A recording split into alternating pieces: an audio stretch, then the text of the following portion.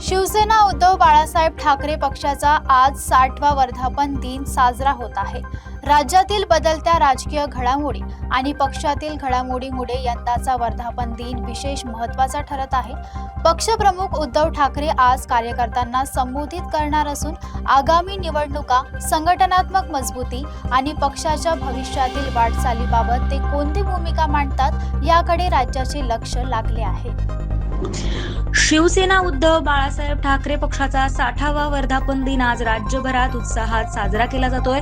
मुंबईसह विविध जिल्ह्यात पक्षाच्या शाखांमध्ये कार्यक्रमांचे आयोजन करण्यात आलंय। मात्र यंदाचा वर्धापन दिन केवळ उत्सवापुरता मर्यादित नसून राजकीय दृष्ट्याही महत्त्वाचा मानला जातोय। पक्षातील काही खासदारांच्या भूमिकांवरून सुरू असलेल्या चर्चांमुळे आणि संघटनात्मक पातळीवरील आव्हानांमुळे राजकीय वर्तुळात अनेक तर्कवितर्क लावले जातात। अशा परिस्थितीत पक्षप्रमुख उद्धव ठाकरे आपल्या भाषणातून नेमका कोणता संदेश देणार, आगामी निवडणुकांसाठी काय रणनीती आखणार आणि कार्यकर्त्यांना कोणती दिशा देणार याबाबत उत्सुकता वाढली आहे। दरम्यान कार्यकर्त्यांमध्ये मोठा उत्साह पाहायला मिळत असून पक्षाची ताकद पुन्हा एकदा दाखवण्याचा प्रयत्न केला जातोय।